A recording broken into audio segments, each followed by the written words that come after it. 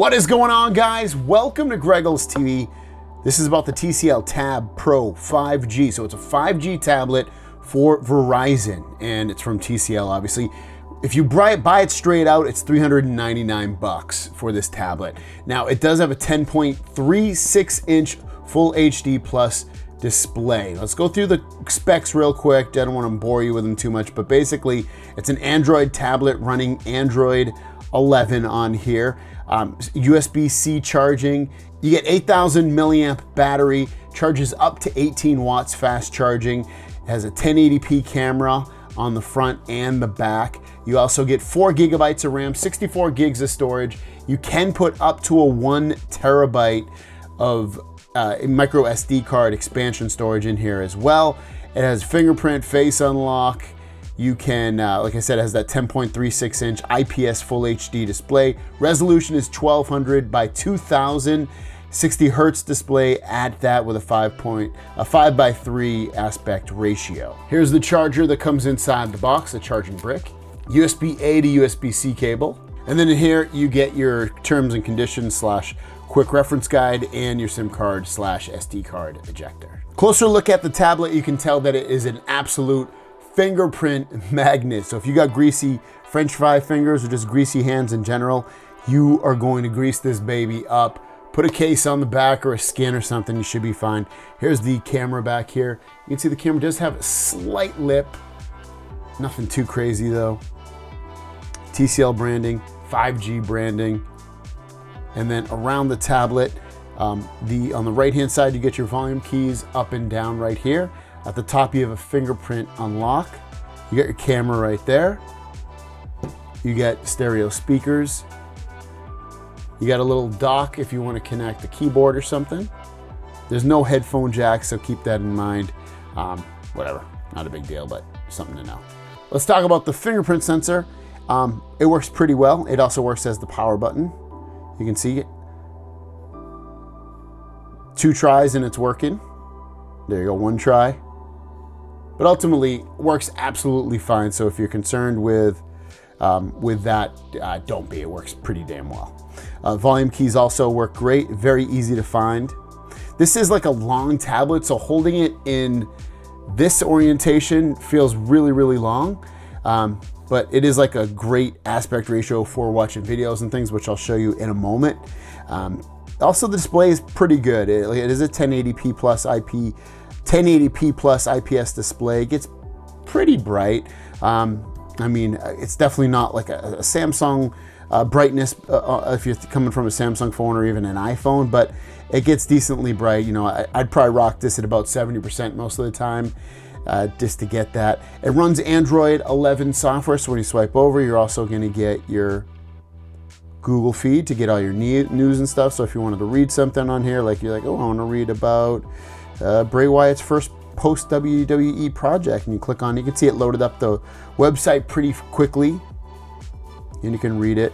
You can zoom in. Oh, this doesn't let you zoom in, but generally you can zoom in, which I'll show you in a little bit. Here's the home screen. If you press and hold on here in a blank spot, you have wallpapers, and here's all your wallpapers that you can choose from. You can also obviously choose from your photos for wallpapers. You have themes too. So really quickly, you can do rounded style, which is pre-selected. You can also do square style, so your icons will be squared. Or you can do freestyle, a little mixture of both, and you can check it out. If you like any of these, just hit apply. So it's very easy to find that. You also have your widgets, which is normal for Android to put widgets.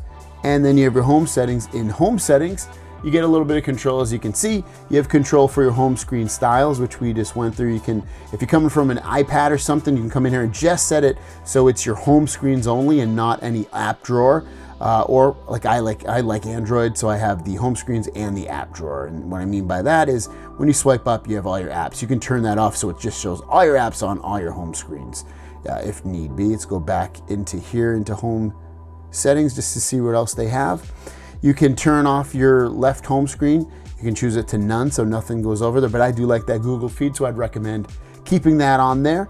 You have your fill empty cells that you can set your home screen grid size.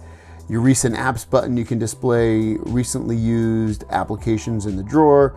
Turn that on or off, so you do get some nice customizations on here for you to go through. When you swipe down, you get your notification panel, and no matter where you swipe down, that's what it'll show either on the right or the left or the middle. So it's kind of nice that you have that. Next, let's go into settings real quick, just so you can continue with the software customizations and controls on here. So we do have, when we go into display, you get some cool things in here, such as actually not display, it's this one, NXT vision. So it enhances basically the vision of the display, and all this stuff is turned on by default. So you have your image enhancement turned on, you have your video and game enhancement turned on. You can change your color temperature for your videos from vivid, natural, or advanced, where you would control it. Your reading modes, your eye comfort modes, your sunset display, sunlight display, and you can turn all that stuff on and off wherever you see fit if you want more control of your display. Buttons and gestures, you can turn around your buttons by default. I had my back button on the left, so you can just come in here and switch those around the way you want it, or you can use gestures to swipe up and stuff like that. Your power key, you have your quick launch camera, you have your power key, that meaning if you double press your power button, it's gonna automatically open up the camera on here, and you can do video and photos and all that stuff. Going back into settings one more time. It's a very normal kind of Android experience from what you would expect, which is great. I checked for updates. I haven't had any updates since I've had this. I've had this for a handful of days now.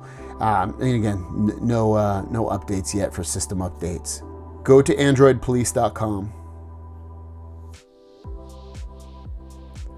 So load up the Android Police website just so you can get a better idea of how it brings up websites and how they look on here. You can see it's a nice big display.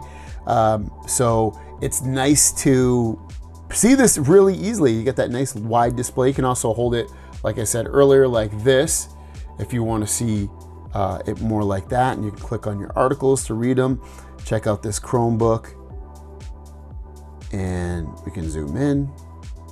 But otherwise, the performance is pretty good on this. It has a Snapdragon 480, which is not a speed demon processor, and that's probably why the price is pretty low on this as well. Most of the price is gonna come from it being just a 5G tablet, but I don't even have this connected to 5G. So if 5G is the be all end all for you, this has it. But if it's not, you could theoretically just get this as a straight up tablet for $400 or so, depending upon where you buy it. And then we'll load up another website. We'll load up 9to5 Google. 9to5, there we go, 9to5 Google. Load that website up. So you can see the performance is pretty good. I mean, for a tablet processor, the Snapdragon 480, that's not a speed demon processor, but it loads up fairly good with just day-to-day operations on here. And the screen looks good too, it's not bad at all. Next, let's check out some videos on here. Here's one of my videos on YouTube. And when you watch it, it's full screen, which is absolutely beautiful. If you have a phone currently, you probably know that it doesn't take up the full screen. You have to pinch in order to do that. You can see it's already full screen, which is great. The highest resolution it'll play your video is 1080-60.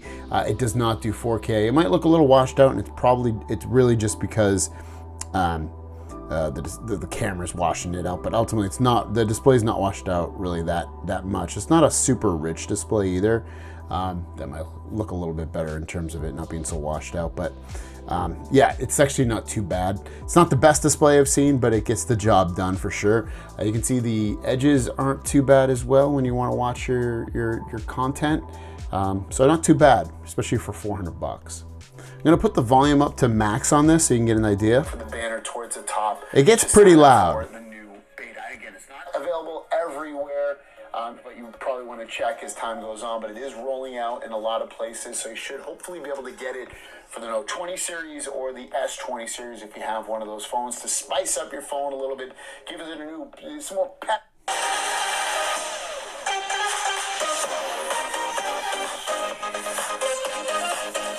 In terms of software that comes pre-installed on this, I haven't really installed that much stuff on here, but you can see it does have some Verizon stuff like Verizon Cloud, which if you tap on it and go to app info, you can't do anything but disable that. They also installed not that much stuff, like Apple Music was pre-installed. Let's see if I can remove that. I can uninstall that, but it looks like the Verizon stuff comes if you like it or not. It's got Slotomania, which again I didn't install, but you can uninstall it. So there's not that much crapware on here, which is a good thing. So there you go, keep that in mind. This does have a camera. Now, if you want to use this for a camera, I don't know why you would, but if you do, then you do have the ability to use it as a camera. You can see it gets pretty, like you can get pretty close to this lens and it pretty much, it'll take a clear photo. I'll just snap this photo real quick of this real quick. Testing 1, 2, 3, testing 1, 2, 3, here is the camera. Here's a photo with the front camera. Here's the back camera. It's not too bad. I mean, I wouldn't go around and be like, oh, let's see how beautiful my photos are. But in a pinch, if you want to take some photos or videos, this should be absolutely fine. Here's some gaming on here, just to show you how it looks. This is like a 3D game, which we can run. This isn't the most beautiful game, but you can see it can run 3D games. Looks pretty fine for the most part. I'm gonna get this little rabbit, hopefully. There we go, got the rabbit. And it seems, again, I never played this game before, but it's 3D. The graphics are just okay. And again, the Snapdragon 480 with 4 gigs of RAM seems to be okay with that. So if you like gaming, especially if it's not too crazy, I think you'll be able to play the games pretty much fine. Most of the games people play, I think, on these aren't too crazy. Obviously, the higher the graphics needed, this might not be able to handle it, but it can definitely handle some mid-level, I guess, to low-level games. Here's some social media. Obviously, this is going to be great for social media. You swipe through your Twitter feed or your Facebook tweet or your whatever feed you want to use for social media. This will be able to do it very beautifully. So you see a beautiful photo from my friend Jeremiah Bonds. You can zoom in on it. So it works great for that kind of stuff. This is definitely a media consumption type tablet. Video is going to be full screen. Social media will be full screen. Websites work absolutely fine. And that game I was playing actually is right here, Wildcraft Animal Sim 3D.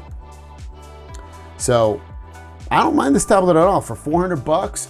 It has 5G built into it. So if you need and want a tablet with 5G with an okay camera and okay performance, or pretty good performance, and okay screen to pretty good screen, this isn't a bad bet to get at all. If you like fingerprints, you're gonna love this one. Who doesn't love fingerprints? Comes with a charger in the box with a cable, and that's more than you can ask of almost any phone that's on the market as well. I'll link it down below if you want to pick it up, and we'll see you guys down the road.